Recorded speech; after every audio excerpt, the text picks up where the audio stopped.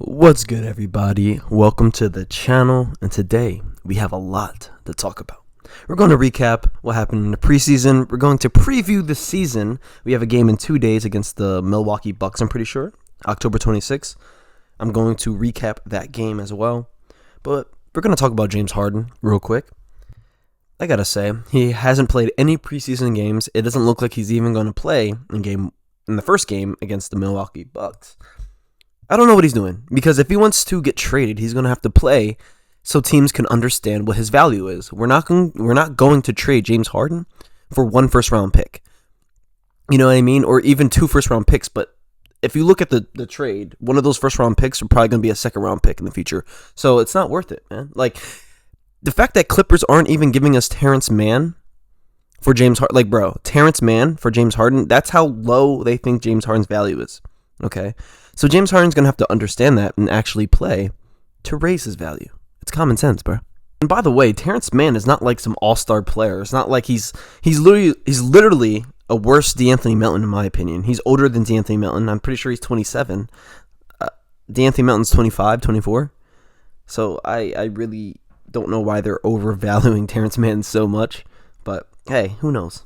Done with James Harden. I hope he just doesn't play. We sue his ass.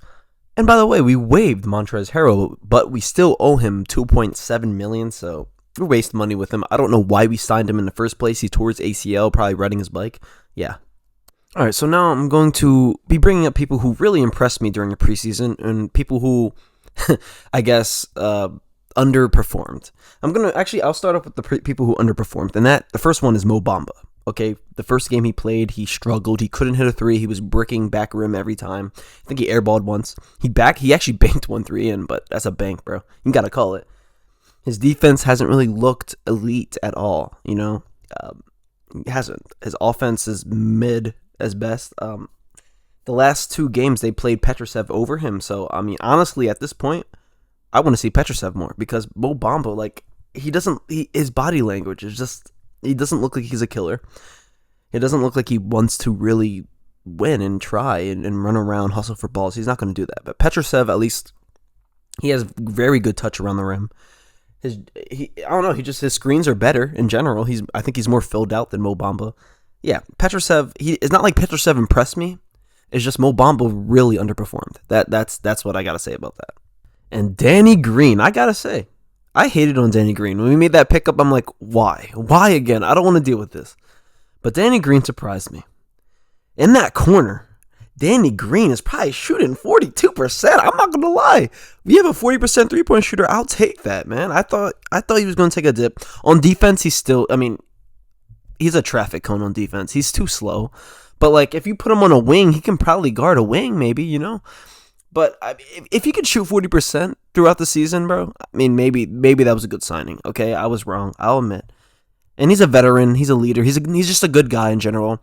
I like Danny Green now. Okay, I appreciate that. I'm sorry, I was wrong. Danny Green, you're welcomed in my book. I think the main reason I hated on Danny Green is because I want Jaden Springer to get more minutes. You know, I don't want Danny Green taking Jaden Springer's minutes. I think Jaden Springer deserves minutes, and he needs minutes to improve. But Jaden Springer really impressed me, even though I was really high on Jaden Springer throughout the summer league and even before. He really impressed me. His 3-point shot looks amazing, guys. Like, he doesn't hesitate. His jump shot looks very nice. It looks very clean. It looks like he can shoot at least 35%. I mean, if he's shooting 35% from 3, he's an all NBA defender already. Like, coming in as a rookie, he was above average defender in the NBA. Now, I think he can be an all NBA defender. I think he's a better defender than Matisse Thybulle. Hot take. I think he's a better defender than Matisse Thybulle. Matisse Thybulle's usually, like, he's a good defender from the back. You know what I mean? People, like, in my opinion, Jaden Springer can stay in front of his guy better than Matisse. In my opinion, Jaden Springer has more hops than Matisse. In my opinion, Jaden Springer is a better blocker than Matisse. And he's smaller. So, Jaden Springer really did impress me. And I hope he impressed all of you guys. And I hope he impressed Nick Nurse ultimately. Like, he deserves minutes. By the way, I hope everyone enjoyed that Eagles game on Sunday. It was so entertaining. We killed the Dolphins. But let's get back into it. DeAnthony Melton. I gotta say, he really did impress me. I mean, he's still young, even though he looks like he's 33 with like 5 kids, but he is a young guy still, and he's getting better every year. He's one of the best on-ball guard defenders in the league. His 3-point percentage has increased ever since he became a Sixer. In our last preseason game, he was our highest scorer of 29 points. This guy was letting it rain from 3. So I'm very excited to see what D'Anthony Melton can do this year. I hope he starts. He deserves to start, especially without James Harden. He's probably going to start at shooting guard, I think. Yeah, I'm not sure. I'm gonna make a video on our starting lineup to see, what our starting lineup should be without James Harden. But yeah, D'Anthony Melton has just proved himself to be one of the best defensive guards in the league, and he's just getting better every single year, and I'm proud of him, man.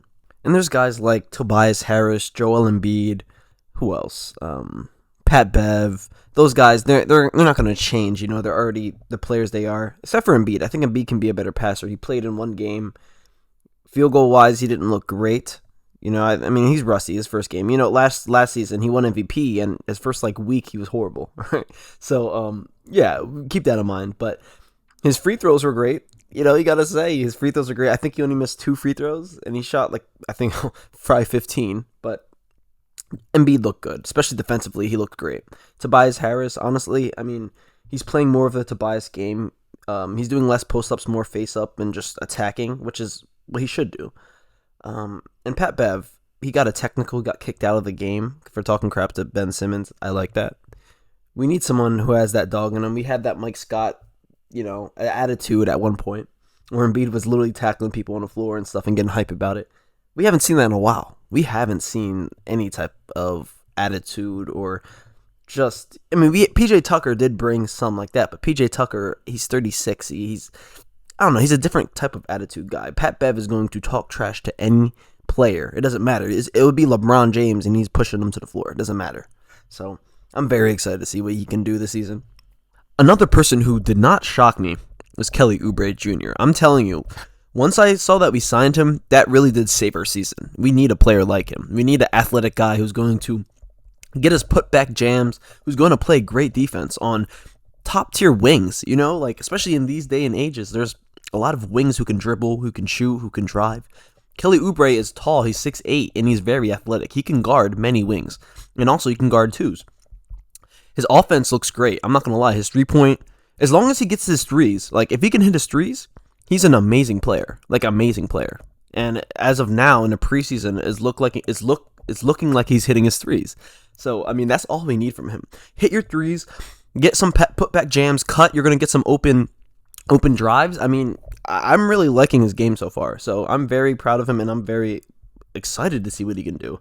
He might be our sixth man, or he could start. I think he's going to come off the bench though.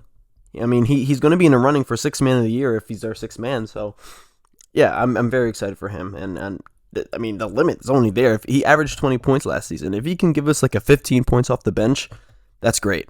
And by the way, Furkan did play. I think Furkan actually might get some minutes, so I guess that's kind of exciting. We haven't seen him play in over a year, so yeah, I'm very excited for that, I guess. But that's going to wrap up the video. Thanks for watching. Please give me a subscribe and a like. I'll very much appreciate that.